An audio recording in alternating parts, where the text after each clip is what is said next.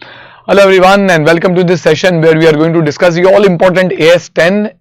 Now this is on property, plant and equipment, and from an exam perspective I would definitely rate this as one of the more important standards because it itself is important, but it also forms a base for other standards like for example intangibles. So let us go to AS10. First, this standard covers what? Sir, property, plant and equipment. Earlier what you used to call as fixed assets is now called as property, plant and equipment is going to get covered under this standard. So what are the features of a PP? There are three main features.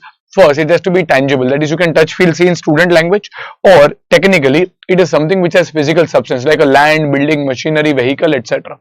Second is held for the purpose of use. Remember, inventory is held for the purpose of sale in the ordinary course of business. Over here you are holding it for the purpose of use. Use, remember, can be any use. It can be administrative, like for example office equipment, or it can be selling and distribution like let's say delivery vans, or it can be production like let us say a factory, or it can be any general use as well like for example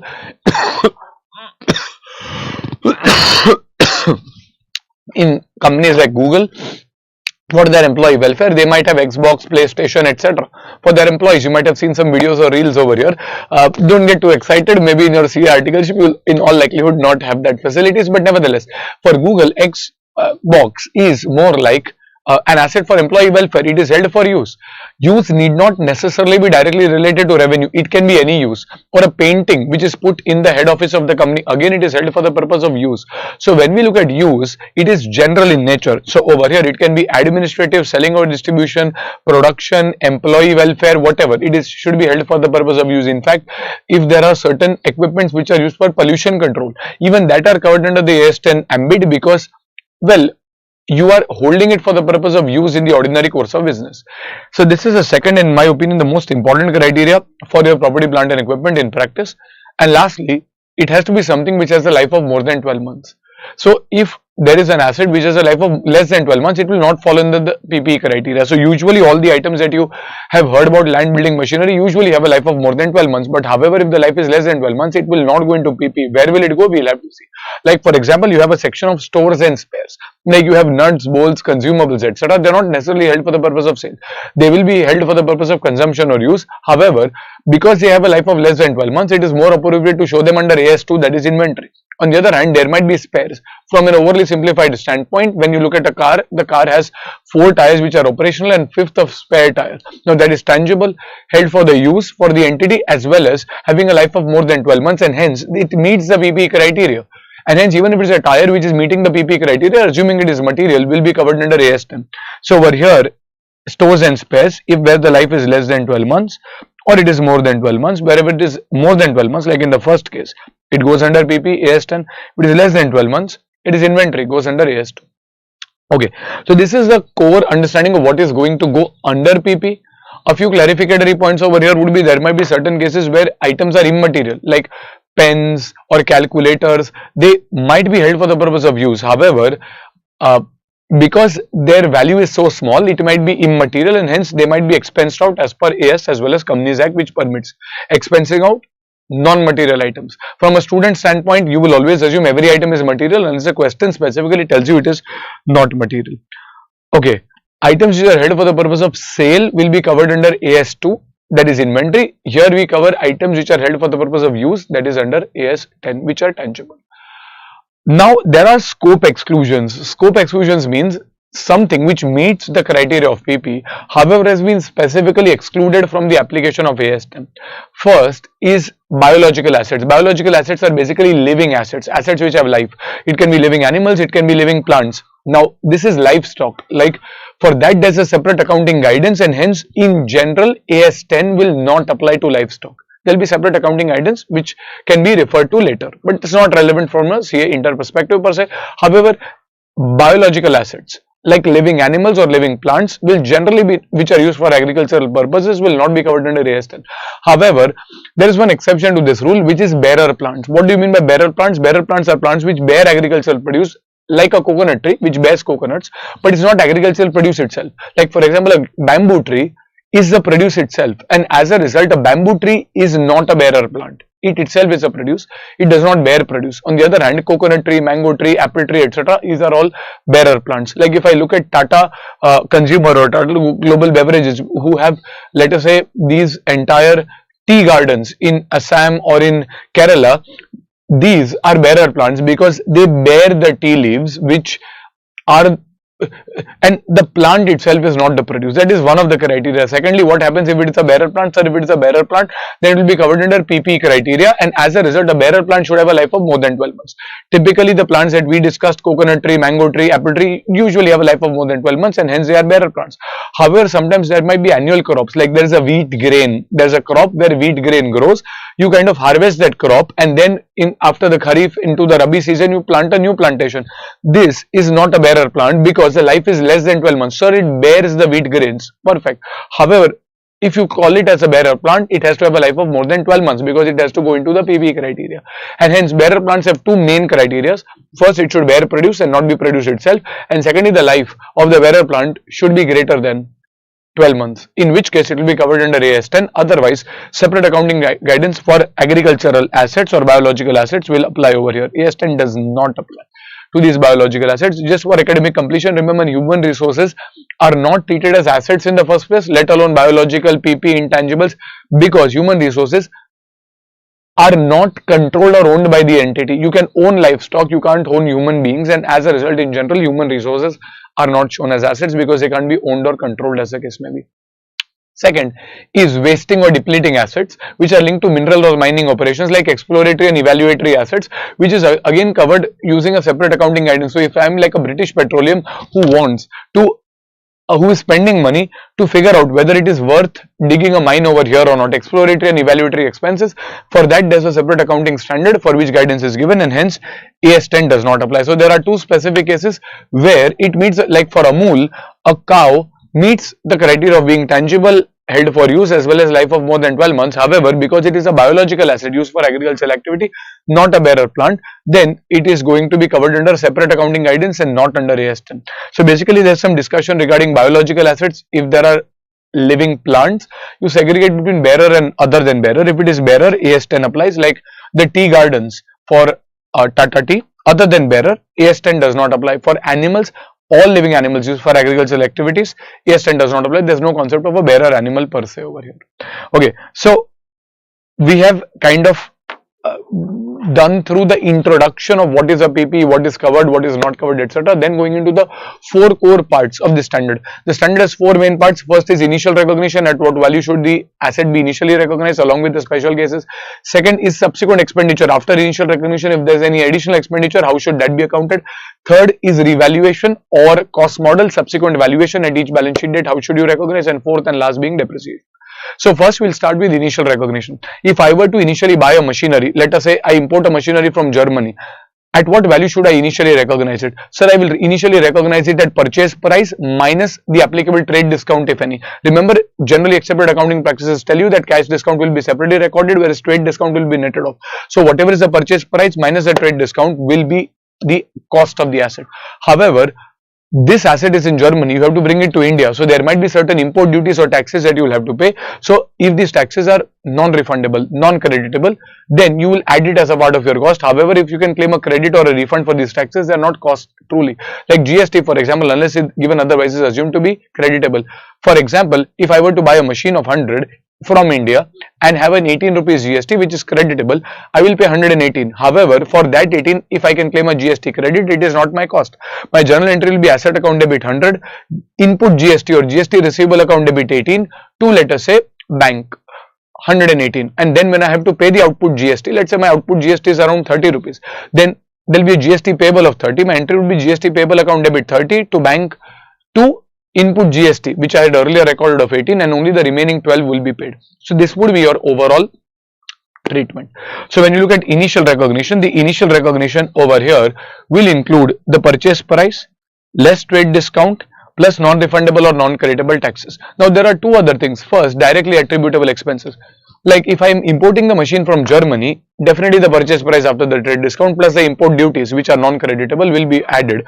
However, the machine is not ready for use. I'll have to incur the transportation cost, insurance if any, packing, loading, unloading, installation, all of these are expenses which are directly attributable to getting the machine in the location and condition as desired by the management. That is a ready to use condition. So basically directly attributable expenses will tell you that if these are expenses which are incurred by the management to get it in the ready to use condition till the time the asset becomes ready for use, the expenses that are incurred are to be capitalized. So these are directly attributable expenses, should be added. Institute over here has given you a list of around 4 or 5 items which they have clearly said are not to be treated as directly attributable. First, they have said inauguration expenses are not directly attributable because you might be paying a huge amount to a celebrity to inaugurate. That is not directly attributable to getting the asset in the ready to use condition.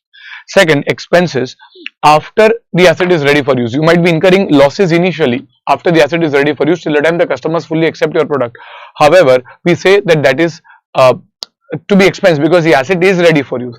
Someone can argue that this gives me future economic benefits. Well, it might be. However, the law says in initial recognition you will take only those items which are incurred to get the asset in the ready to use condition. Subsequently, you might incur a lot of expenses which might give you more benefits, but the law does not say that you capitalize every item which gives you benefits. No, only those expenses which get the asset in the ready to use condition should be capitalized. Third, cost of training or retraining for employees. Usually, if you are buying an asset like a laptop and then you are training your employees how to use a laptop, the laptop is ready for use. Your employees don't know how to use it. That does not increase the cost of your laptop, and hence generally they have said that training or retraining cost should not be capitalized.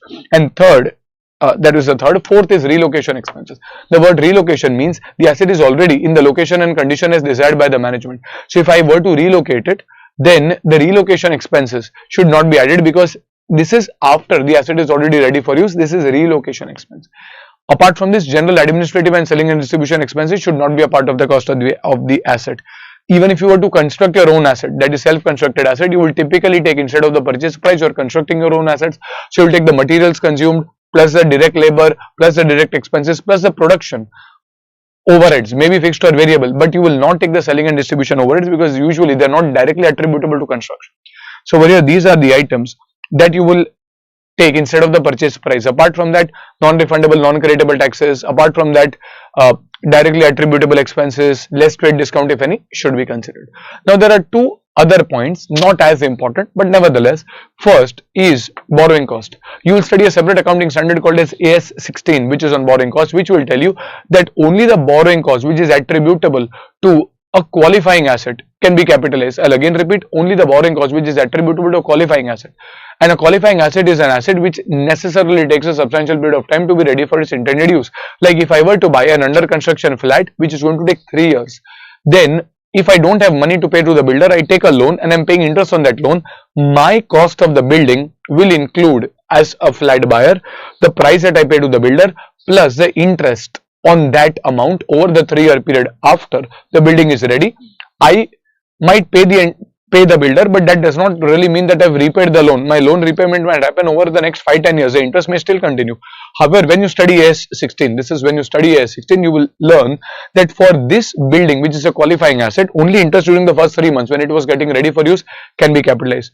On the other hand, if I were to buy a building which is ready to move in with occupancy certificate, in which case I can pay the money, I don't have the money, I take the loan, I pay the money and I directly move into the house. Now it is still a house, but it is a ready to move house, and hence the borrowing cost, if any, will go to the P&L. So when you look at the borrowing cost, over here we have not written, but if you want, you can say that the borrowing cost will be capitalized if it is attributable to a qualifying asset. This is covered under AS 16. Either ways, you purchase the asset or you construct your own asset. If it takes a substantial period of time to be ready for its intended use, then the borrowing cost attributable should be capitalized. Now there is a term over here which you will do a lot at length in your final CA at CA Inter. You don't have as much application on this, but nevertheless if it comes, you should be aware. That is site restoration obligation. So we have a separate note for this. So when you look at a site restoration, sometimes Institute calls it as decommissioning obligations or dismantling obligations or a site restoration obligations. What do these mean? Let us say you are constructing a nuclear plant. Now the government allows you to construct a nuclear plant and you spend 100 crores constructing that plant. But the government allows you on the condition that when the life is over, let us say after 10 years, you will have to dismantle this plant. You can't just abandon it and move away. You will have to dismantle this plant and restore the site in the condition it was when you actually took it.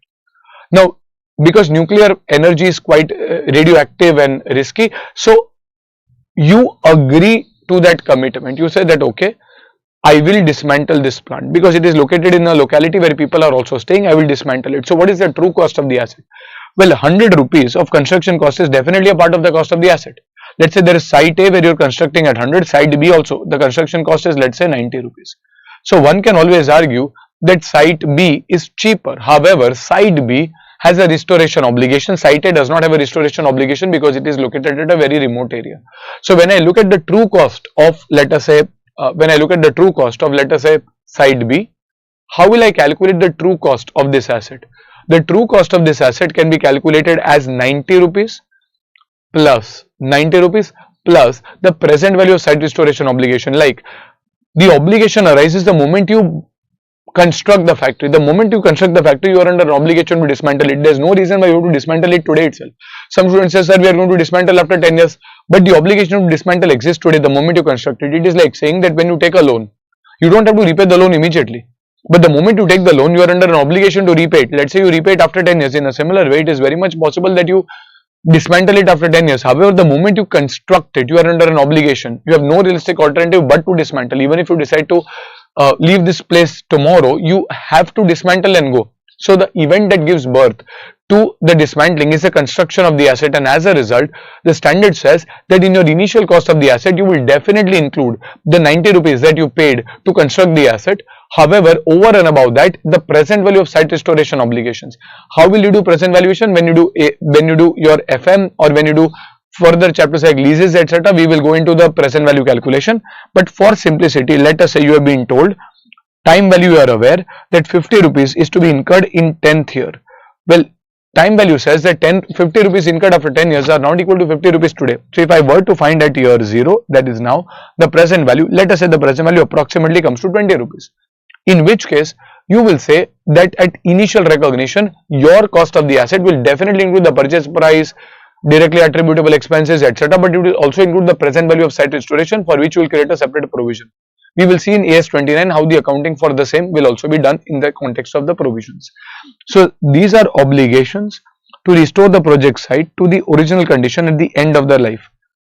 Though these expenses are not incurred initially, the entity would be under an obligation to incur them, and hence the present value of the initial estimate of site restoration should be a part of the initial cost of the asset. Now, it is possible that these estimates can keep on changing. Having said that, at CA inter level, it is unlikely that you will get a question so complex. Usually, institute does not even touch up site restoration, its main exam questions generally, but if it does, you should be aware. Okay, then you go to losses. So now we should be broadly clear on what will be there at the initial cost level. Now we discussed that initial cost will include directly attributable expenses, that is expense to get it in the ready to use condition. It will also include borrowing cost if it is pertaining to a qualifying asset up to the period the asset is ready for use. It will also include present value of site restoration expenses if there is a site restoration obligation. Now sometimes there may be losses, normal or abnormal losses. Normal losses are expected in the normal course, whereas abnormal losses are something which are not expected. Generally accepted cost accounting practices tell you that normal loss should be a part of the cost of the asset. However, abnormal loss should be expense to the P&L. So over here, if you go to see losses, normal loss should be added to the cost of the asset, abnormal loss should be expense to the profit and loss, and that takes care of the general discussion in terms of initial recognition. Now there are two special cases of initial recognition which institute likes asking you. First is barter. Usually when you buy a machinery, you pay cash, so you exactly know what you are paying, and hence that becomes your purchase price, that is the cost. But instead of machinery that you are buying, instead of paying cash, you are, let us say, giving up cars. Now this is an actual barter where you are acquiring the machinery and you are giving up car. So the position of the entity is changing. This is called as a barter having substance. We will see another type of a barter which is just a barter on paper. It is a sham where you are just passing a book entry, you are acquiring an asset and you are giving up a similar asset. In which case we are saying that, well, it seems to be a barter lacking commercial substance, because if a barter has substance, the position of the entity pre and post the barter should change. I am not saying that it has to be better or worse off, it should change. Like earlier you were having, let us say, a car where you needed drivers, fuel, etc. Now you have a machine, you need a factory, maybe you need machine operators. The position of the entity is changing. That is called as a barter having commercial substance. If there's a barter having commercial substance, at what value will you recognize? We are doing initial recognition, the asset. So over here, a very interesting thing is, let us say you are acquiring a machinery, and in return, let us say you are giving up a car. So over here, if you are doing accounting in the books of X, in the books of X earlier car was there, car had a WDV of let us say 10 rupees, and let us say the fair value of this car was 15 rupees. It is acquiring a machine which also has a fair value, let us say 15 rupees, which is a pure genuine barter, in which case you are giving something worth, that is a car worth 15, and you are acquiring a machine also worth 15. Now the problem is, what if the machinery had a fair value of either 14 or 16 as the case may be? Now you are stuck. Now X should recognize the asset on barter. In what way? Well, the simple way to do it is, you first go to your basic golden rules of accounts. Debit what comes in, credit what goes out. What is coming in, sir? Machinery is coming in, so you debit it. Don't write the amounts. Credit what goes out. What is going out, sir? Car. Don't write the amounts. That's it. Debit what comes in, credit what goes out. Acha, what is going out, that is car, will always be credited at the WDV only. Sir, why? Well, because in your ledger the car is appearing at 10. If you credit it by 15, there will be a negative 5 rupees balance in your car. And as a result, you will credit whatever is going out at the WDV. However, whatever is coming in should be recorded at what amount? Well, usually at the purchase price, that is the amount you pay. Over here, students usually make a mistake.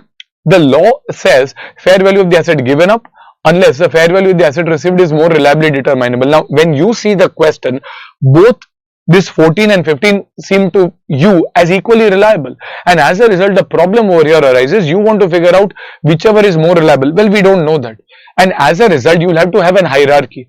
The first preference is, pause, think, tell me. First preference over here is the fair value of the asset given up. Remember, you will make a mistake over here. You will say, acha, this you have to record machinery. Let us take the value of the machinery. Galat. Think of it this way. Let us say this was a machinery which had a fair value of 14 rupees. What are you paying for it? You record it at cost. What are you paying for it? Sir, we are paying, let us say, cash worth 15. Then machinery will be recorded at 15. Let the MRP be anything. If you are paying 15 for it, then the initial recognition will be at cost, that is at 15. In a similar way, here instead of paying cash worth 15, you are giving up cars, which by the way are worth 15. No sir, in your ledger they are worth 10. Okay, but actually the cars are worth 15.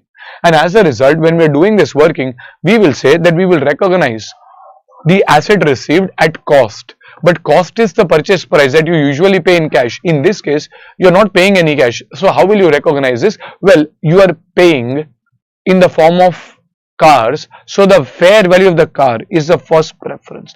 And as a result, we will recognize this at 15. The balancing of figure of 5 will be called as a gain on barter, which will be taken to the profit and loss account. This is a gain on barter to be taken to the profit and loss account. Acha, but what if the car is a very rare, unique, vintage car? There is no fair value, in which case as a second preference you can take the fair value of the asset received. If the fair value of the assets given up is not available or not reliable. So over here, if the barter has commercial substance, unless given otherwise, we'll assume that the barter is a genuine barter having commercial substance, then the asset should be recorded at fair value. But which fair value? Well, first, fair value of the asset given up, very important. If point 1 is not available or not reliable, then fair value of the assets received, second preference. And last, if that is also not available, you don't even have the fair value of the machinery, then the WDV. Sir, whose WDV? Of the asset given up. Remember, you will not know the WDV of the asset received. It is there in the books of the buyer, the existing holder of the machine. I don't know what the WDV would be, and hence if 1 and 2 is not available, then the WDV of the assets given up. Achha, the balancing figure also, you remember, has to go to the P&L account, because the risk and reward incident to car is transferred. A car which was worth 10 is sold for 15, and hence 5 rupees is a realized gain. Don't take it to the revaluation reserve. You are not revaluing the car, you are transferring the car. Well, by the way, instead of getting cash, you are getting a machinery, but at the end you are transferring the car, and hence a gain or loss will go to the P&L account. This is a barter having commercial substance. Second is a barter who lacks commercial substance. When do we say that the barter lacks commercial substance? When it is a barter, let us say, on paper. What do you mean by barter on paper? It means that this is a barter where the position of the entity does not change pre and post the barter. It is just a barter on paper. You have a black Honda City car, you are giving up, you are acquiring another similar black Honda City car, in which case you are actually not changing anything. In which case the standard says that this might result in you booking a profit, gain or loss, like at 5 rupees. We don't want that, because you are not really having any change. In which case, if there is a barter, let us say on paper, there is a barter lacks commercial substance, then the asset received will be recorded at the WDV of the asset given up. That's it. In which case, we will say that the car that you are giving up is having a WDV of 10.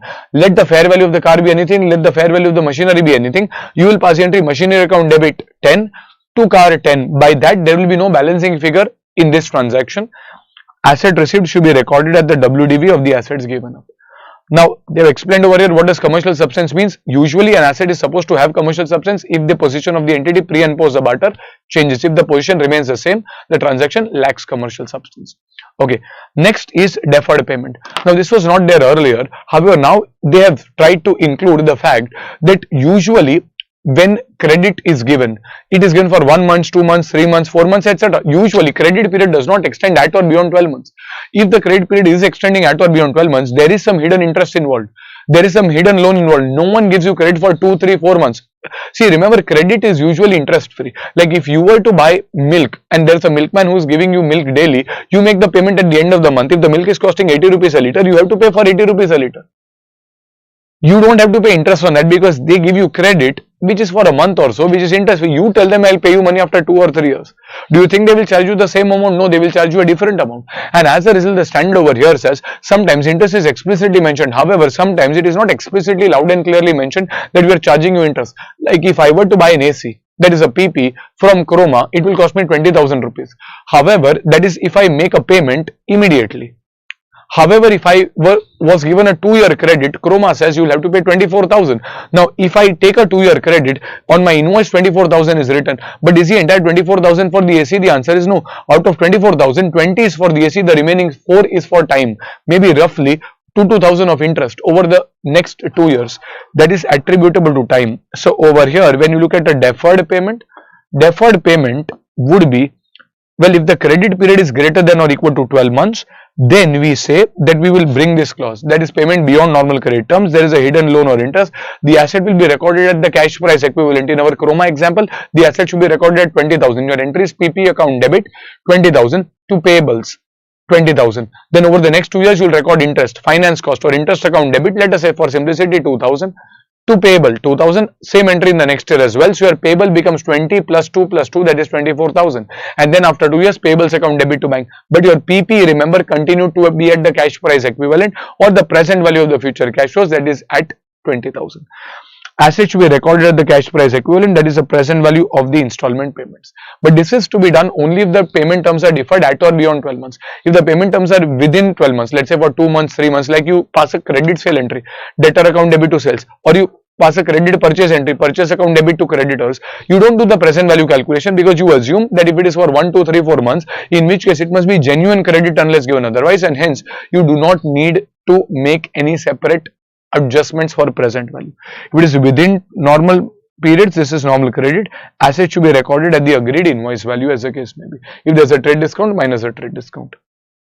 That takes care of one of the most important parts of PP, that is part 1 on initial recognition.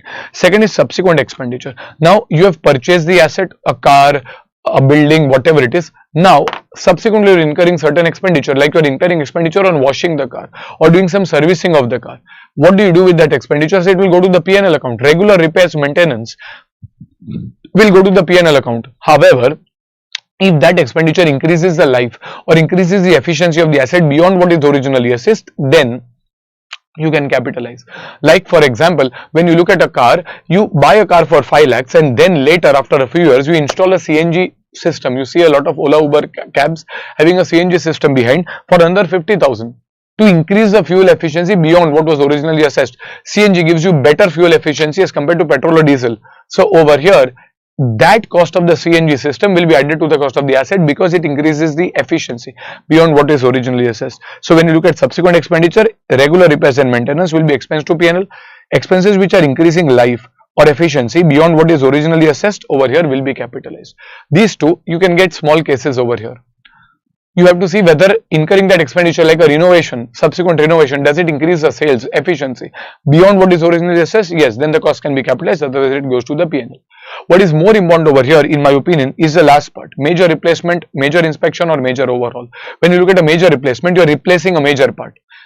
Similar applies for inspection or overhaul, which arises in airline and shipping industries, where the DGCA or the Civil Aviation Authority regularly reviews, inspects the aircrafts, and if required, major overhauls are done. In these cases, if they are major and unless given otherwise, we can assume that if it is separately given, we can assume it to be major. Or if there is a replacement, like you were to buy a split AC system for, let us say, 100 rupees. You think that the life is 10 years, you are depreciating 10 rupees each year, which means after 4 years it is at 60 rupees. However, After 4 years, suddenly for some reason the compressor develops a defect, you have to replace the old compressor and add the new compressor. What do you do with the cost of the new part? The standard says you will add.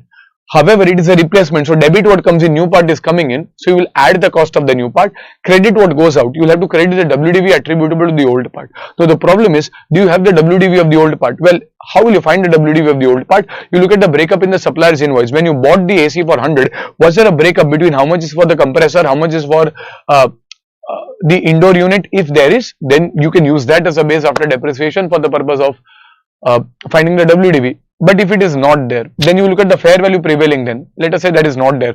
Then क्या अपन हाथ खड़े कर सकते हैं? No.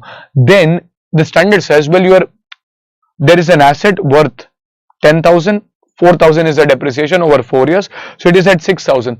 You are adding a new part. For example, in this example, you can pause and review this example. If you want 10,000, new part after 4 years is 3,000. Scrap value of the old part is 500 and so on. Discount factor if applicable is 10%.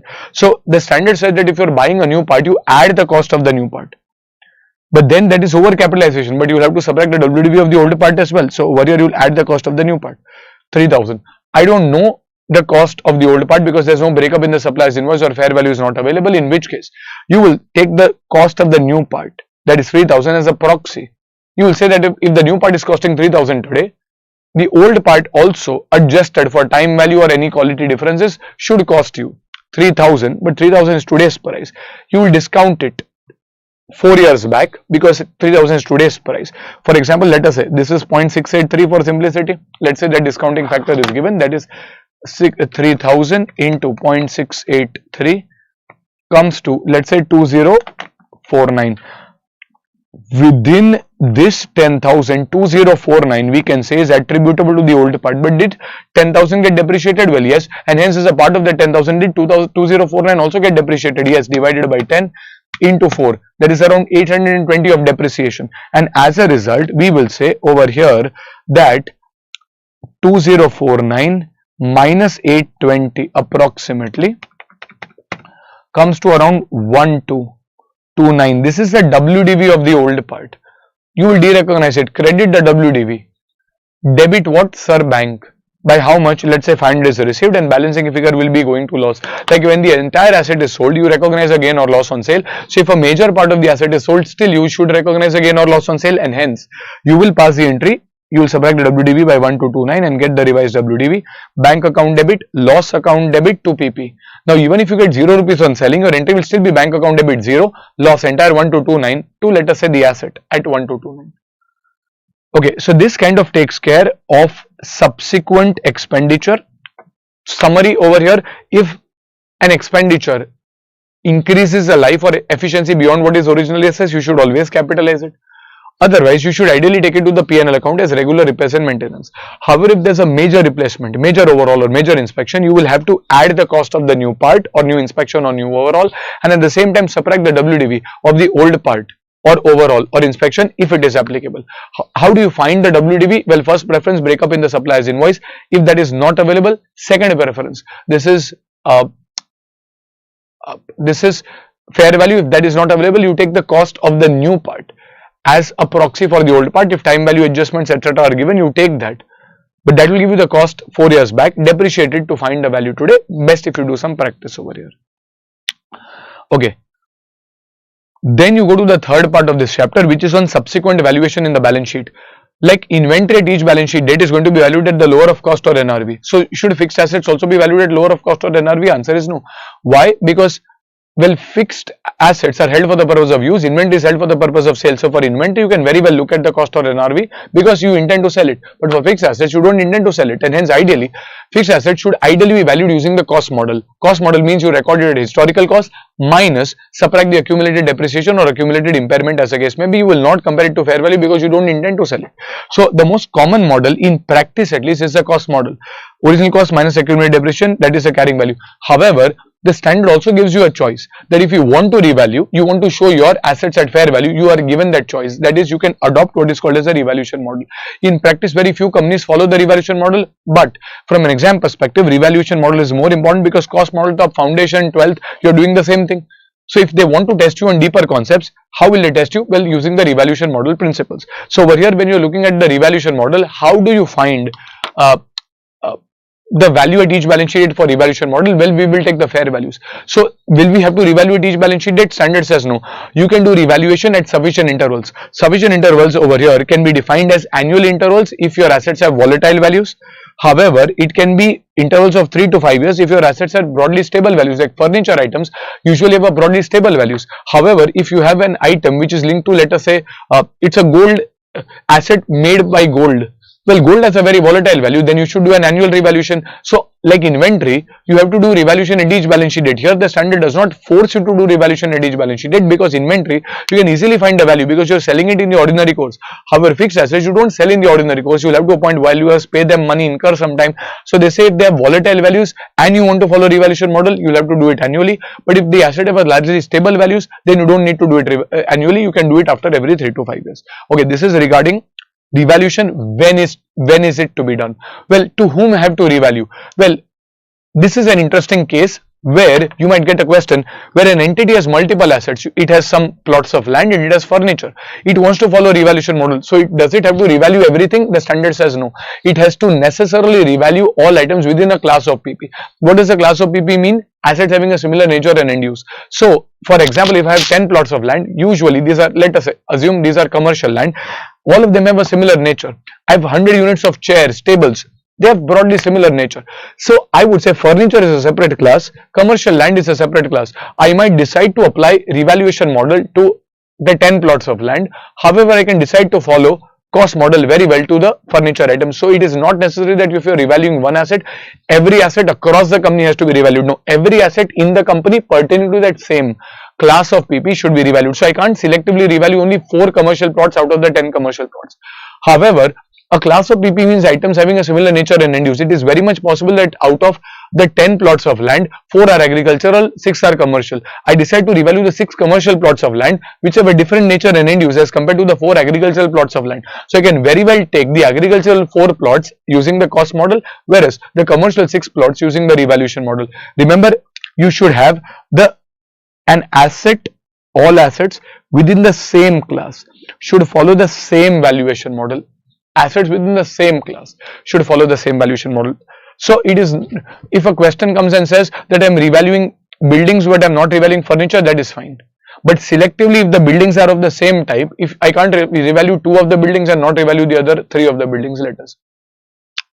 Okay, now what happens in case there is a revaluation? Well, prudence and conservatism kicks in. Like for example, if the asset has a WDV, let's say asset is in the form of land, it has a WDV of 100. However, at the end of the year, it becomes 150. So this is year 0, this is 150, you are following the revaluation model, then this is an increase. And where will the increase go? Sir, it will go to the revaluation reserve. It will not be taken to the profit and loss account, it will go to the revaluation reserve. Because it's an unrealized gain. However, if it was 100, another example, and at the end of the year 1, this becomes 80, which means there is a fall of 20 rupees. Where will this 20 rupees go? Sir, this 20 rupees will go to the profit and loss account, not to the revaluation reserve, because prudence and conservatism, if you expect a loss, you take it to the P&L. If you are expecting a gain, you wait till the gain actually happens. However, what happens if there is a subsequent change? Let us say, in the first example, it goes from 100 to 150, then from 150 it falls down to 80. That means there is a fall of 70. Will that entire 70 go to the P&L? No. You will first reverse the existing balance, that is 50 from the revaluation, excess 20 if any will go to the P&L. Similarly over here, let us say it goes from 100 to 80 and then from 80 it goes all the way up to 150. So what will you do? 100 to 80. There was a 20 rupees loss, it went to the P&L. Now that loss is not going to happen. Like you created a provision for bad debts, but now you don't expect the bad debt to happen, you will reverse that. In a similar way, the 20 rupees will first be adjusted against the P&L and excess, if any, will go against the revaluation reserve. So over here, the loss has revaluation. If it is an initial upward revaluation, it will go through the revaluation. Subsequently, there is further upward revaluation, still revaluation from 150 to 180. How it is a subsequent downward revaluation, then first adjust against the revaluation, excess if any in the P&L. If it is an initial downward revaluation, it will go to the P&L, prudence and conservatism. However, after initial downward, there is a further downward, from 80 it is going down to 50. It will still be going to the P&L. But if it says a subsequent upward, it will go to the P&L account. excess will be against the revaluation. Long story short, if it's an upward revaluation, goes to the revaluation, downward revaluation goes to the P&L. However, if there is a subsequent change after an initial change, like initially there was upward, then it was downward, you first adjust from the revaluation balance, then to P&L. Secondly, if there is initial downward, then upward, you first adjust from the P&L balance and then against the revaluation. I would say this is important. And then what do you do with the balance in the revaluation reserve? Well, balance in the revaluation reserve can be directly transferred to the retained earnings. Remember, it cannot be taken to the statement of P&L as other income. You can transfer it directly to retained earnings. In what way? Well, you have been given a choice that you may transfer it to the P&L, you may transfer it to retained earnings in the ratio of depreciation. As the asset gets utilized, the asset's value falls. For example, it goes from 100 to 150, life is 10 years, asset is getting depreciated over 10 years. For simplicity, 15 in each year. After 10 years, the asset will become 0. In which case, let the revaluation also become 0 after 10 years. And hence, out of the 50 rupees in the revaluation, 555 will be transferred directly to retained earnings. This is an optional treatment. Is it necessary you have to do it? No.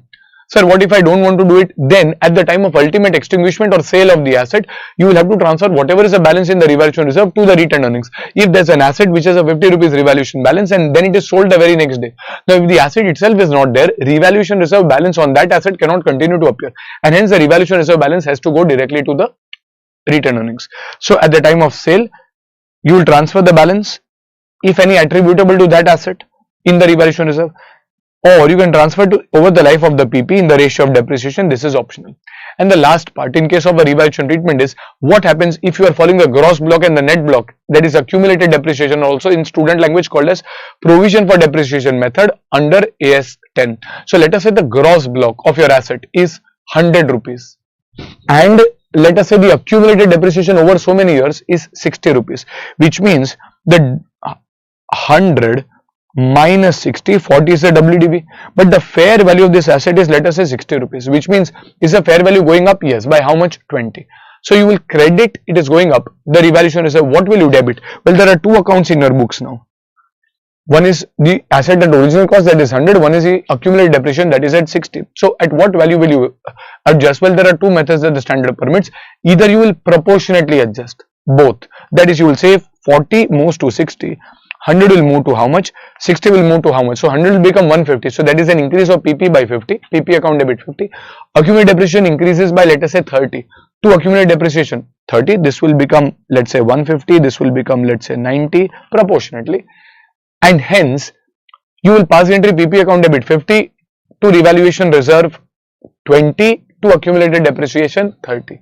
Alternatively, you are saying what is the root of this problem? The root of this problem is the accumulated depreciation account. So knock that off. Remove that accumulated. So how can you remove it? It is a credit balance. Okay, you debit it. So your entry will be accumulated depreciation account debit 60. What will you credit? Well, PP. Your PP was appearing at 100. Its WDV is 100 minus 60, that is equal to 40. And hence your PP comes down. Which I think this is a slightly different working. Okay. Your PP comes down to 40 rupees. 40 say up, you take it to 20. So asset account debit to revaluation. Here I think we have taken slightly different numbers. They have taken slightly different numbers. They have taken let's say 100 minus depreciation of 40. We have taken 100 minus depreciation of 60, but concept remains the same. So basically you can either adjust the ledger balance of the asset and the ledger balance of accumulated depreciation proportionately, or you can knock off the proportionate depreciation, accumulated depreciation against the asset, and then directly recognize the revaluation. We'll do sums on all of these. Okay, then you have depreciation. When you look at depreciation, this is the last part of the standard. You have been doing depreciation since your foundation 12th and you have a mini PhD in that. So when you look at depreciation, depreciation suffers to reduction in the value due to wear and tear, obsolescence, passage of time, blah blah blah. And depreciation has to be recorded the moment the asset is ready for use, not when it is put to use, etc. The moment it is, not when it is being constructed, the moment it is ready for use, depreciation starts. The meter of depreciation starts. How can you depreciate? Using various methods, SLM, WDV, units of production, etc. However, the important ingredients in depreciation calculation is the estimate of useful life and the estimate of salvage value. So over here, can these estimates change? The answer is yes. If they change, they are treated as changes in accounting estimate, which will be given effect to prospectively. You will not go back and change the depreciation which has already been recorded and past. So over here, if your asset was 100, let's say at 0 salvage value, 10 years was the useful life, your depreciation is 10 per annum. 3 years have gone by, your asset will now be at 70. Now you believe that the remaining life, instead of, let us say instead of it being I think 7 years, let's say the remaining life is going to be only 5 years. Then this 70, whatever has happened in the past has happened, divided by 5 will equal to, I think, 14 per annum will be your revised depreciation per annum. So over here, depreciation starts when the asset is ready for use and it continues till the time the asset is disposed of or it is fully written off. Various methods like SLM, WDV, etc. are possible. How do you select a method? Based on your estimate of the pattern of benefits. If you believe that the benefits that you are going to get from using the asset are uniform, SLM is a good method, like for building. If you believe that the benefits on using the asset is greater in the earlier years, lesser in the later years, like it's a technology driven asset like a computer, in which case WDV is more suitable, so that more expenses recorded in the earlier years, lesser expenses recorded in the later years. So over here, while calculating depreciation, an entity needs to estimate salvage value, useful life. These are estimates which need to be reviewed annually, and in case there is a change, it is treated as a change in accounting estimate, needs to be prospectively applied. Perfect. Next is an important thing, where can you change the method of depreciation? Earlier you were recording depreciation using SLM, now you want to move to WDV, or vice versa. Can you change the estimate? Yes. So is it a change in accounting policy as per AS5, which will require a retrospective restatement, or a change in accounting estimate as per AS5, which will require a prospective treatment?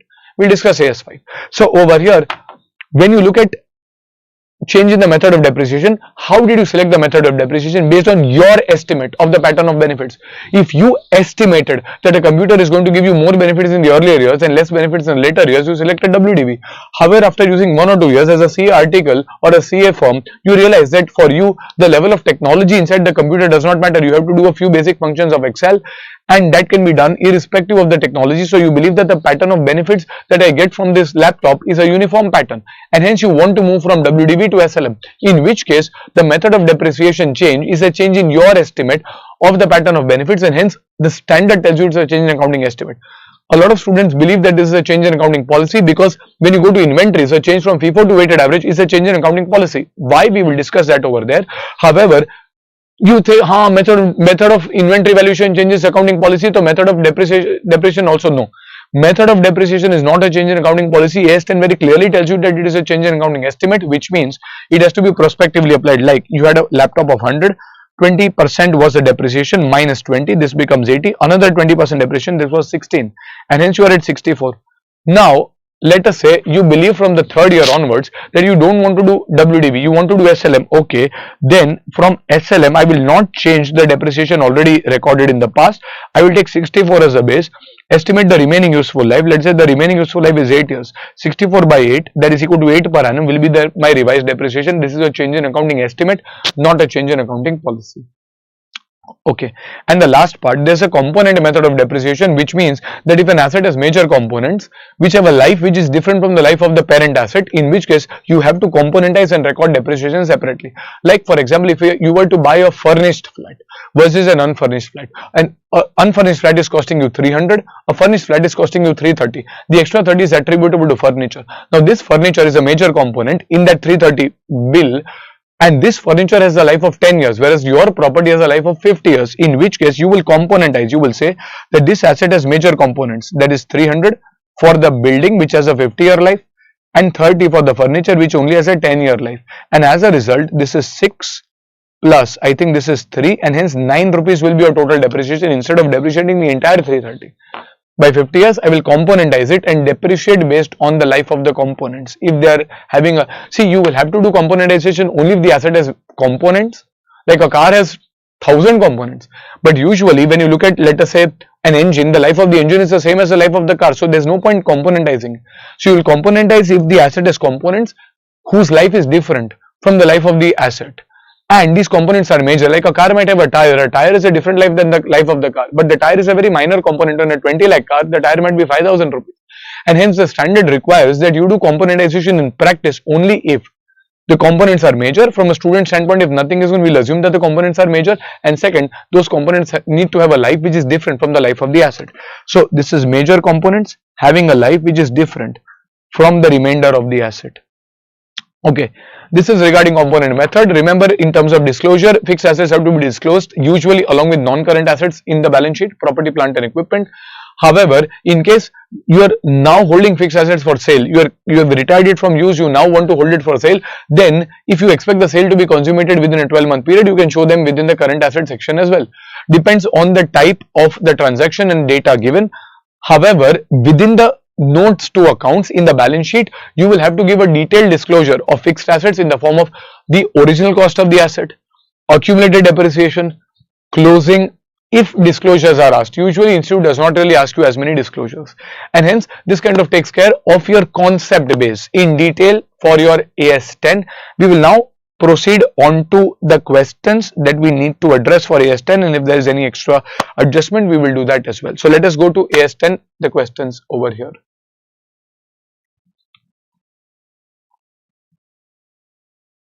Okay, so let's continue with the questions. We have marked the important last day revision questions at the top where you should focus more extensively.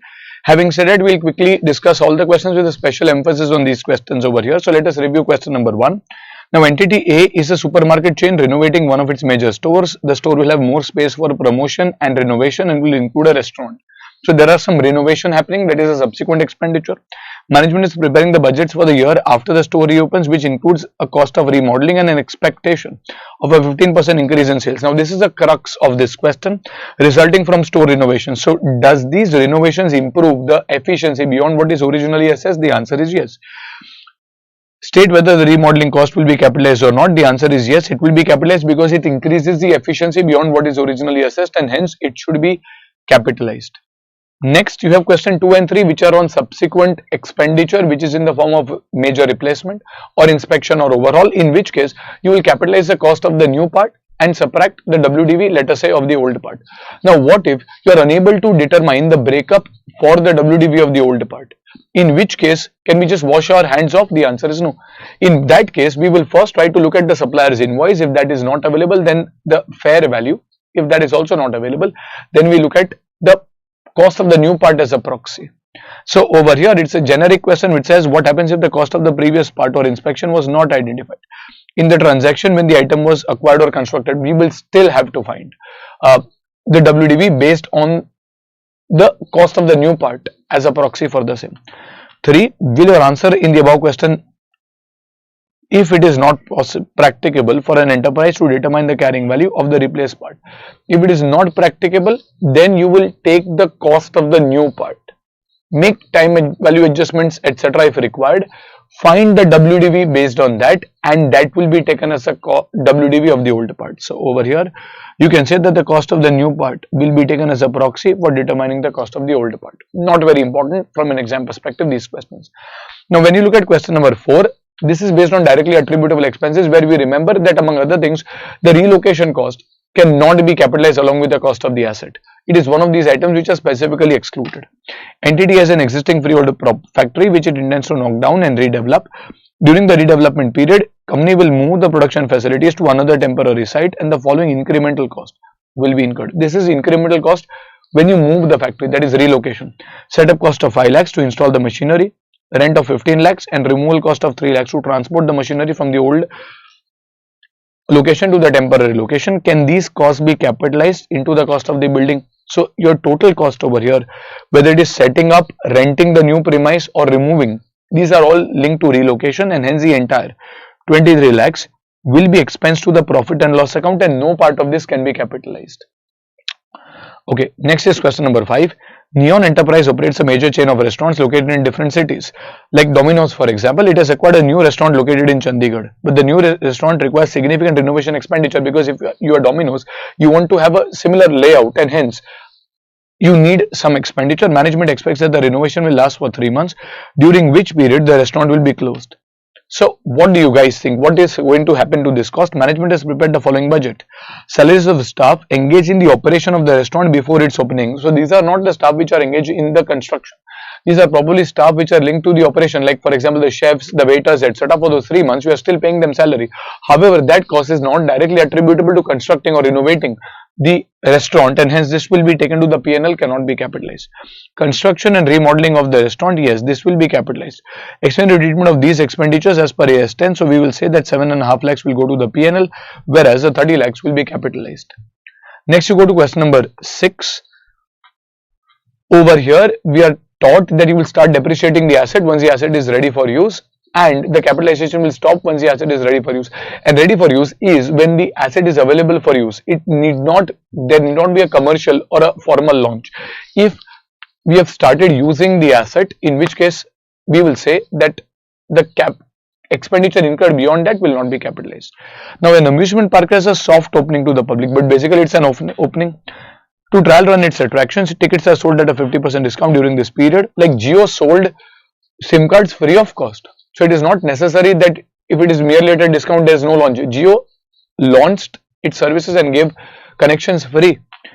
And the operating capacity is 80%. By no means can you say that you're just doing trial runs. You are operating at 80% of your capacity. The asset is available for use. The official opening date of the park is 3 months later. Management claims that the soft opening is a trial run necessary for the amusement park to be in a condition capable of being operating in the intended manner. Now, this is a little subjective.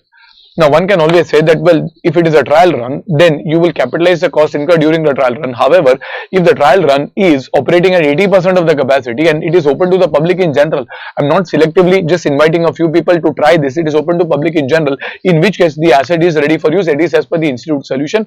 Though an alternative interpretation can be taken over here, but it is recommended that you take the institute's view. Accordingly, the net operating cost incurred should be capitalized. The answer is no. They have to be taken to the P&L because this is a cost incurred after the asset is ready for use. Soft opening at an 80% operating capacity can very well be said that the asset is available for use. Okay, so that is question number 6. Next, you go to question number 7. Now, this is an interesting question. I would say, I think question 5 you can refer for last day revision. Question 7 also is a good question for barter revision. Entity A exchanges surplus land with a book value of 10 lakhs. And fair value of 46 lakhs. So it is giving up land for cash of 20 lakhs and plant and machinery valued at 25 lakhs. So it is acquiring these two. What will be the measurement cost of the assets received? Consider that the transaction has commercial substance. So over here, if it's a barter, you will measure the assets received, that is plant and your cash received at the fair value of the assets given up. So your fair value of the land given up will be taken as a measurement base for measuring the plant and machinery plus cash. Now, the fair value of the land given up is around 46 lakhs, which is equal to the value of the plant plus cash. Now, the cash over here is 20 and therefore the plant should be recognized initially at around 26 lakhs. So, if you had to pass a journal entry, plant account debit 26, cash account debit 20, to land credited at 10, and the balancing figure will be gain on barter, which will be taken to the P&L account. Now, the fair value of the plant may be 25 lakhs, but what I am paying, consideration paid, what I am paying is probably land worth 46, out of which 20 is for cash. That means the remaining 26 is for the plant, and that will be 26 lakhs taken over here. Next, you have question number 8, which is similar to question number 7. Just a second. Just that over here you will have in question 7 you had commercial substance. Here in a way you are lacking commercial substance. So let us review question number 8. Entity A exchanges a car X with a book value of 13 lakhs and a fair value of 13 lakh 25 for cash of 15,000 in car Y, which is a fair value of 13 lakh 10. Now it is advisable in barter questions to first write down what is going out, what is coming in. Like in this case, you are exchanging car X, so you are giving up car X with a book value of 13 lakhs and a fair value of 13 lakh 25, and in return getting cash of 15 and car Y who has a fair value of 13 lakh 10. Okay. The transaction lacks commercial substance as the company's cash flows are not expected to change as a result of the exchange. It is in the same position as it was before the transaction. So if it is lacking commercial substance, the assets received will be based on the WDV of the assets given up. That is WDV of car X, which is given up, will be the measurement base for car Y plus cash. Now, not the fair value WDV, because the transaction lacks commercial substance. So this is 13 equals to, I don't know what the value of car Y would be, plus 0.15 on cash, and hence car Y would be recorded 12.85. So basically, if you are giving something which is WDV of 13, you are receiving something which is worth 12.85 as well as 15,000. So over here, this will be 12,85,000 attributable to car Y. Next, we have question number 9. This is regarding revaluation. Remember, revaluation is to be done for a class of PP. class of PP is assets having a similar nature and end use. Entity is a large manufacturing group. It has a number of industrial buildings like factories, warehouses. It has the industrial buildings located in industrial zones, whereas office buildings are located in the central business districts of the cities. Entity A's management wants to apply revaluation model as per AS 10 to the subsequent measurement of office buildings and wants to apply historical cost to the industrial buildings. So industrial buildings are to be measured using the cost model, whereas the office buildings want to be measured using a revaluation model. Now, this can be done if there are different classes of PP, which they appear to be, because the nature and end use of industrial buildings like a factory is different from the nature and ultimate end use for an office, and hence, is this acceptable under under AS 10? The answer is yes, because these are separate classes of assets.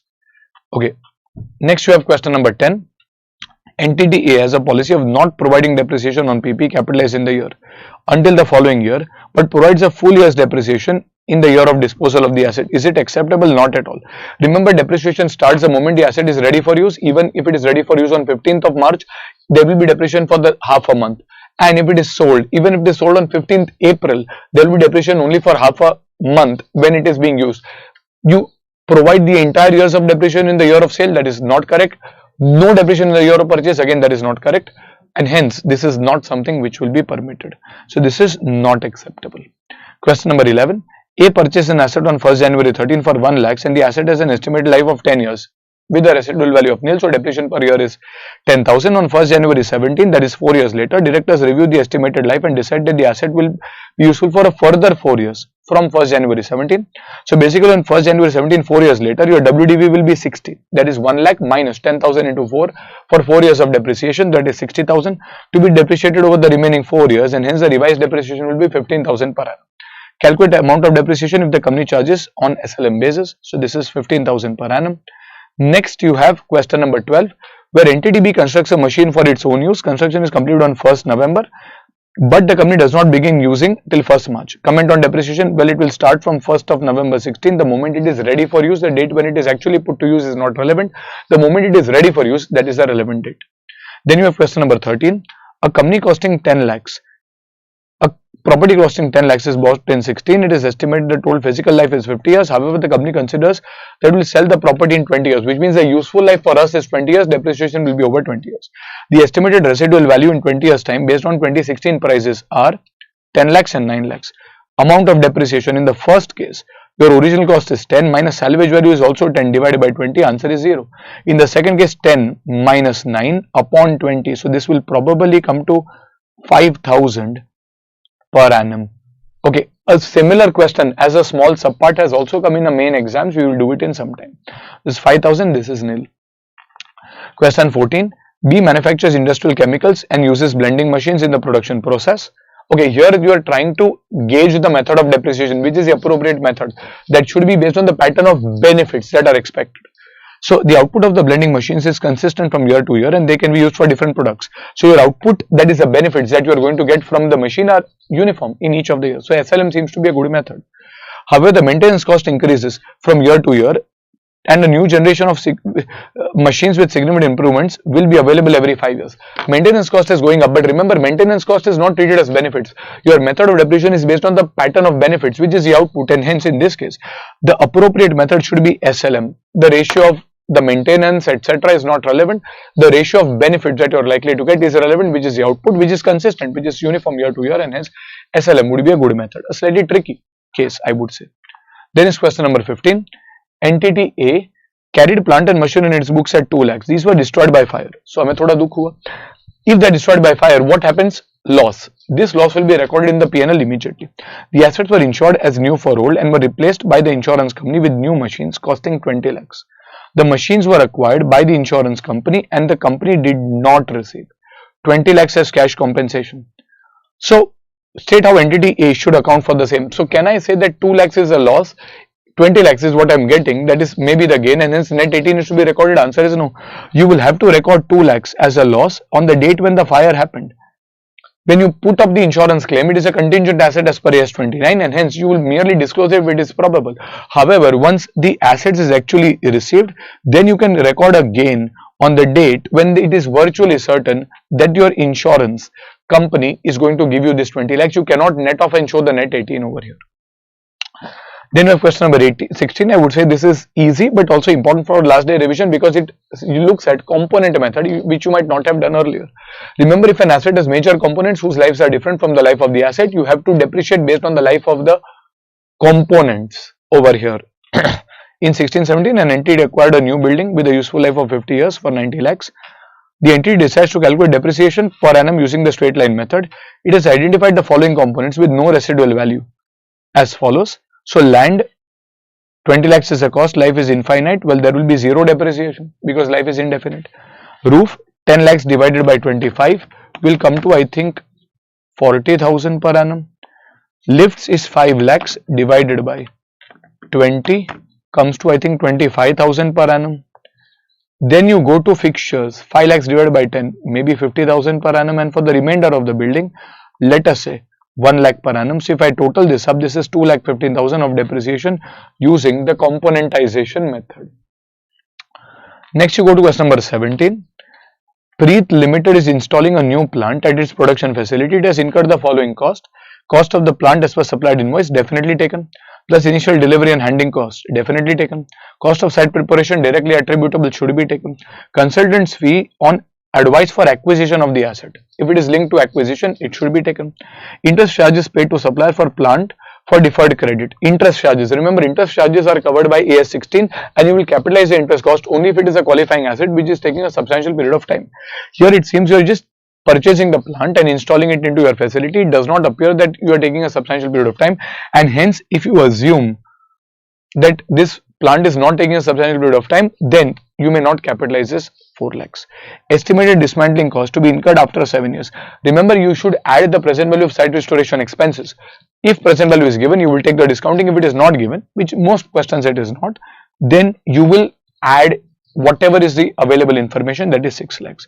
And operating losses before commercial production. Well, it may be before commercial production, but these are operating losses.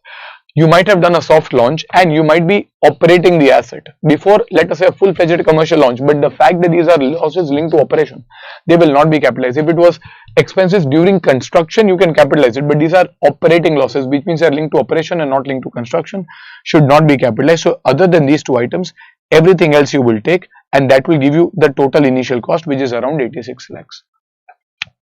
Then you go to question number 18. Now Shrishti Limited has contacted with the supplier to purchase machinery which is installed in its department A in 3 months time. Special foundations were required for the machine which are to be prepared within this 3 months lead time. The cost of site preparation included laying foundations.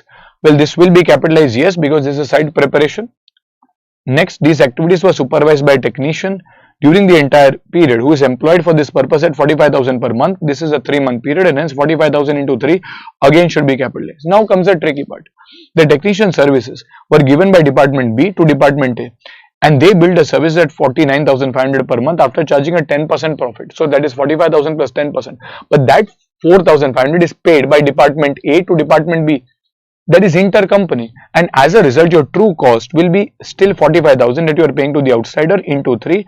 Question guides you with that, but even if it does not, in the last line you will still eliminate interdepartmental profit. You will only take cost as the amount that you have to actually pay to an outsider.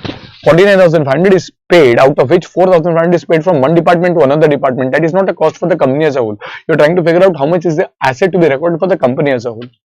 The machine was purchased at 1,58,34,000 inclusive of IGST at 12%, for which input credit is available to Shrishti, which means the entire amount will not be taken in the cost. It is only excluding the refundable or creditable taxes of 158.34, which is inclusive, all inclusive. It is like 112.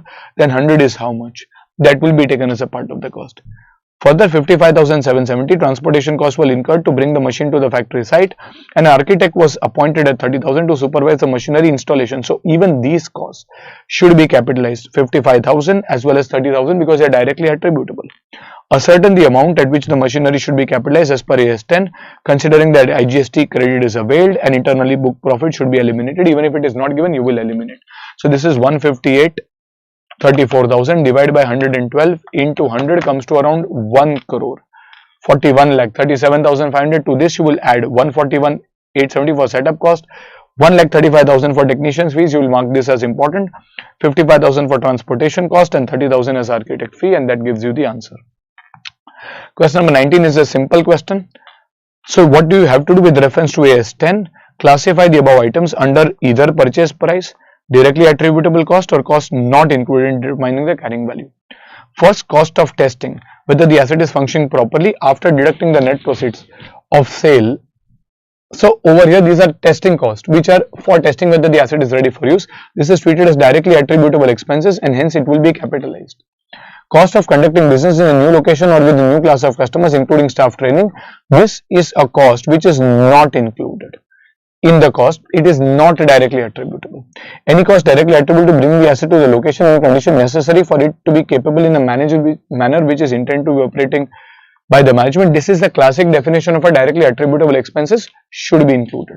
Cost of opening a new facility or inauguration cost. This is again not to be included because it is specifically stated that inauguration expenses are not treated as directly attributable.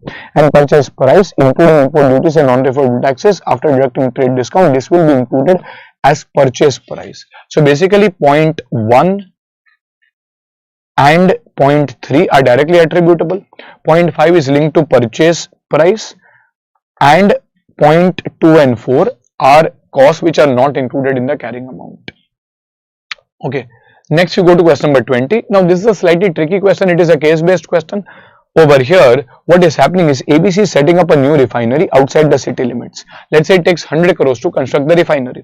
In order to facilitate construction, a very important sentence, in order to facilitate construction of the refinery and its operation, ABC is required to incur expenditure on construction or development of railway sidings, roads and bridges. We can call this as infrastructure assets. Though ABC incurs the expenditure on construction or development, it will not have the ownership rights on these items, and they will be available for use to other entities and the public at large. Okay, can ABC capitalize expenditure incurred on these items as property, plant and equipment? So the thing is, let us say, we have not been given the amounts, but let us say it took me 100 crores to actually build the refinery, and it took me another 50 crores, for example, to construct the railway sidings, roads and bridges, which I can call as infrastructure assets. What is the question asking you? Can you capitalize the expenditure incurred on these items as PP? So over here, 100 crores will be capitalized along with the refinery. However, what about the 50 crores? Well, 50 crores, one can say, should be shown as infrastructure assets. However, the question says that I don't have ownership over these items. Anyone can use it, and as a result, I don't have control. If I don't have control, I cannot show the infrastructure assets separately. Okay, so infrastructure assets cannot be shown separately. However, you have also been told that in order to facilitate construction, you have to do these costs. So, can I say this 50 crores for, let us say, these infrastructure assets are directly attributable to the refinery? Maybe your refinery is located in a very remote location in Ladakh or Kashmir. Now, if you have to construct a refinery there, you need to build roads, bridges, etc. for your laborers, equipment to reach that place. The government is not going to build it. Government says if you want to make a refinery there, we will allow you to build it. However, that is not your asset. Anyone can use it. We said, if I have to construct this refinery, which I want to, I will need these roads, and this expenditure that I am incurring will be directly attributable to the construction of the refinery, and hence we will say this will be capitalized along with PP. This will be capitalized along with refinery. Had you got the ownership of these infrastructure assets, then you can show them separately also, but here you may not be able to show them separately. However, they are treated as directly attributable with the refinery and hence added along with the cost of the refinery. So that is question number 20 for you. Next you have question number 21.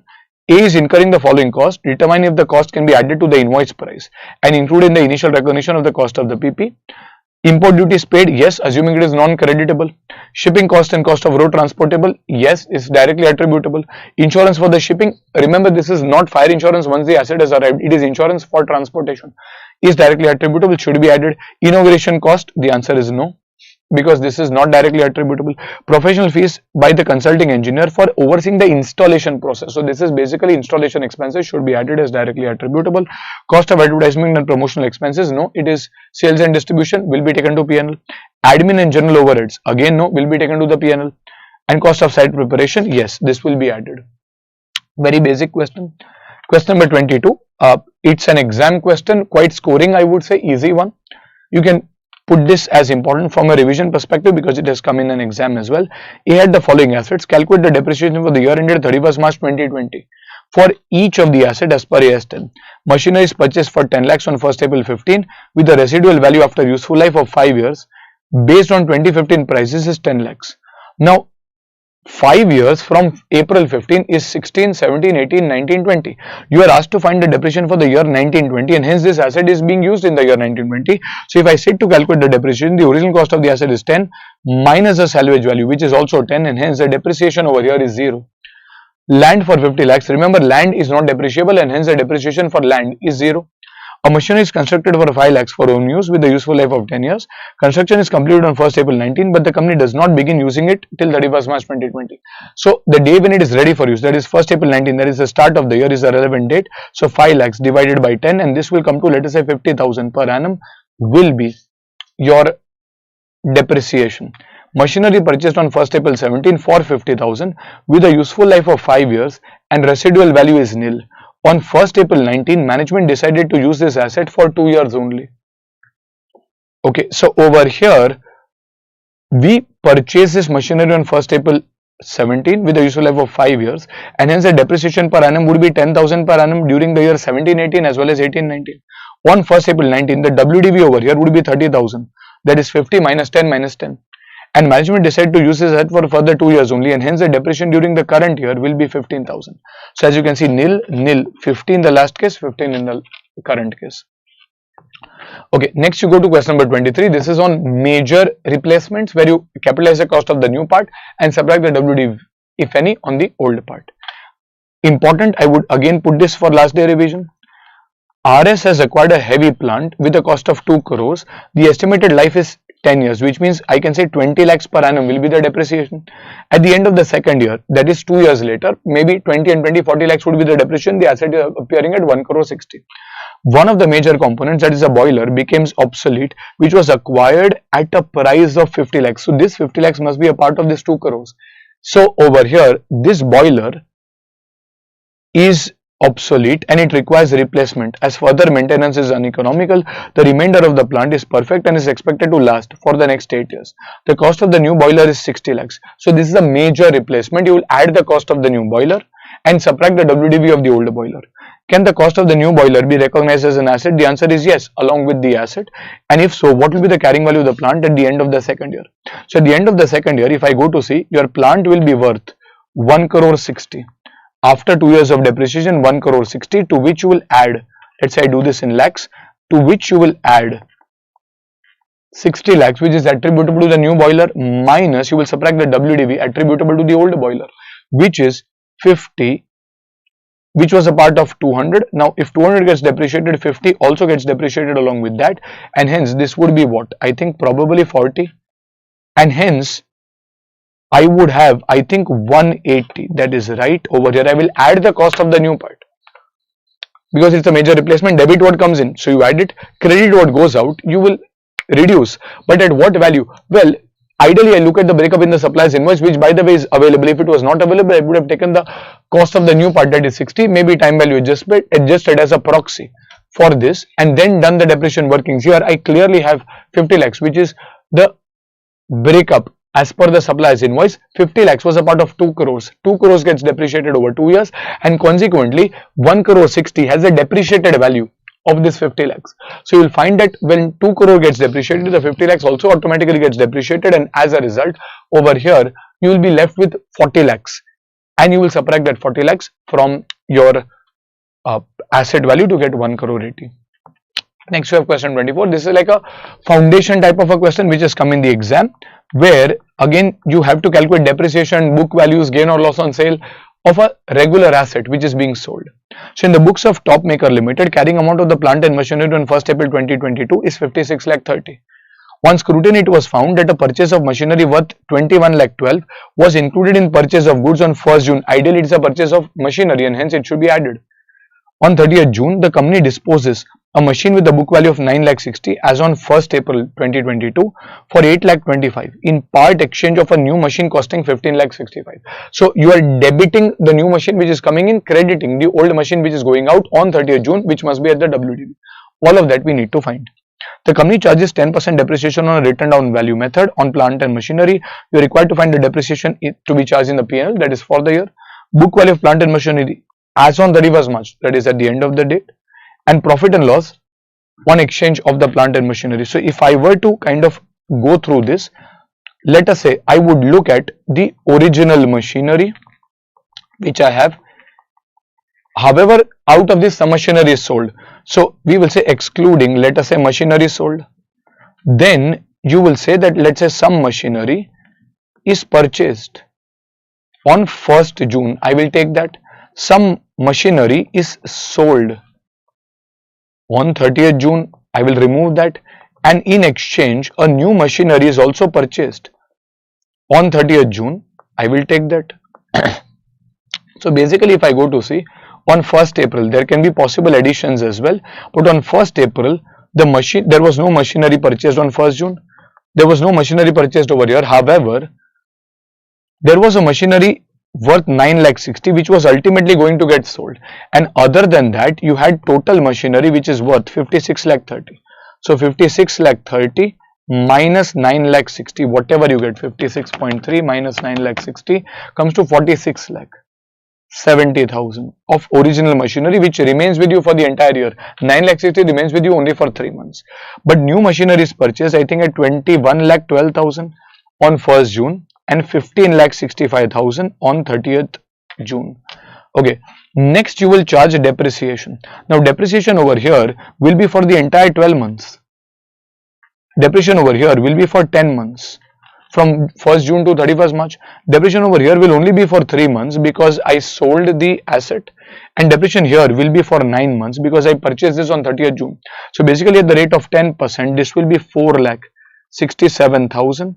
This will be 2,11,200 into 10 by 12 comes to shayad se 1,76,000. For 3 months, 9,60,000 ka, it will come to 24,000. 9,60,000 into 10% into 3 by 12 and 1,565 into 10% into 9 by 12. Probably this comes to 1,17,375. If I total all of these, you will get 7,84,000 or something, which will be the depreciation. Now, if I want to find the WDV at the end of the year, I will say 46 lakh minus 4,67,000. 21 lakh minus 1,76,000. However, this third asset will not come.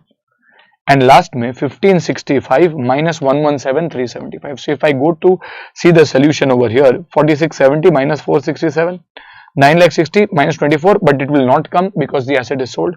21,12,000 minus 176, 1,565 minus 117. So this will give you the total depreciation and this will give you the total book value. Next, they are asking you to find the profit or loss on exchange of the machinery.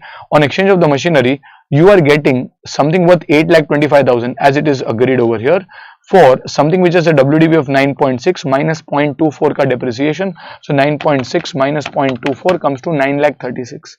And as a result, if I take the difference over here, probably this is around 1,11,000, which is a loss. Now, if I go to see, question is not asking you, but if a journal entry is asked, new asset account debit will be 1,565, to old asset credit will be at 9,36,000, loss will be debited at 1,11,000, and hence whatever is a balancing figure will be the payment which you have to make in cash. It is like your old phone, you are giving up, paying some cash and acquiring a new phone. The old phone is worth 8,25,000. Whatever be the ledger balance in your books, Flipkart, Amazon is saying it is worth 8,25,000. The new phone that you are buying is worth 15,65,000, and hence the difference over here will have to be paid in cash. Okay, so this is a little interesting. Next, you go to question 25. Again, I would rate this question as important from a last day revision perspective. Quite a few good adjustments over here. So, Star Limited purchased machinery for 6,80,000, again which is inclusive of GST of 40,000, which means the relevant cost for you is 6,40,000 excluding GST. Input credit is available for the entire amount of GST paid, specifically told unless given otherwise. We can also assume GST is credited. Company incurred the following other expenses for preparation. Cost of site preparation, should this be added? Yes. Total labor charges are 56,000, out of which 200 out of 500 were spent on installation of the machinery. Remaining maybe for something else. So over here 56,000 into 200 by 500, whatever that number comes should be taken. So this is 56 divided by 5 into 2. This is around 22,400 will be added along with the cost. Spare parts and tools consumed in installation should be added. Total salary of the supervisor and time spent on the installation was 25% of total work, which means 26,000 divided by 20 into 25%, this is 6,500 will be added. Supervisor might be spending time on something else which cannot be capitalized along with this machine. Total technical expenses 1/10 relates to the plant installation, that means 3,400 over here will be coming for plant installation, remaining will be accounted depending on for what that remaining is used. Test 1 and experimental production process, you assume that is pre-production test 1 which will be capitalized. Consultancy charges to the architect for plant setup, again you will add. Depreciation, okay, this is where students make a lot of mistake. Depreciation on assets used for installation. Students, when they do FM, they say that depreciation is something which is non-cash, and because it is non-cash you should not take.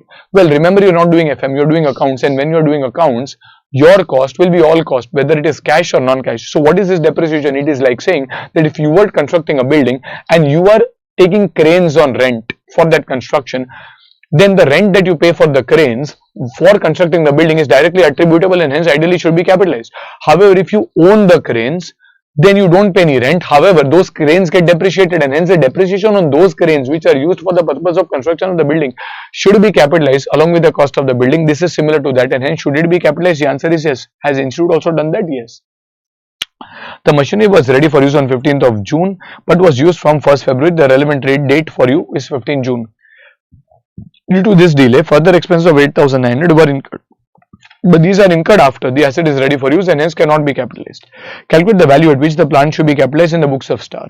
So you will take 6,80,000 minus GST. If you go to see 6,80,000 minus at the end there is GST 6,40,000. Then you will have site preparation charges, even labor charges you will take proportionately. Supervisor salary 6,500. Technical cost 3,400, and then depreciation is also taken on these assets into your cost, and hence you will get, I think, 7,39,500. Okay, and the last question over here, question 26. XYZ Limited provided you with the following information for 31st March 2022, that is the year 21-22.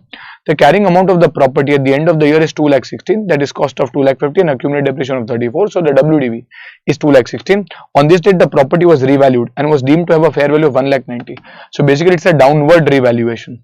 From 216 to 190, it will come to downward revaluation of 26,000. If it is initial downward, it will go to the PNL. If it is a subsequent downward, it will first be adjusted against the balance in the revaluation. Excess will go to the PNL.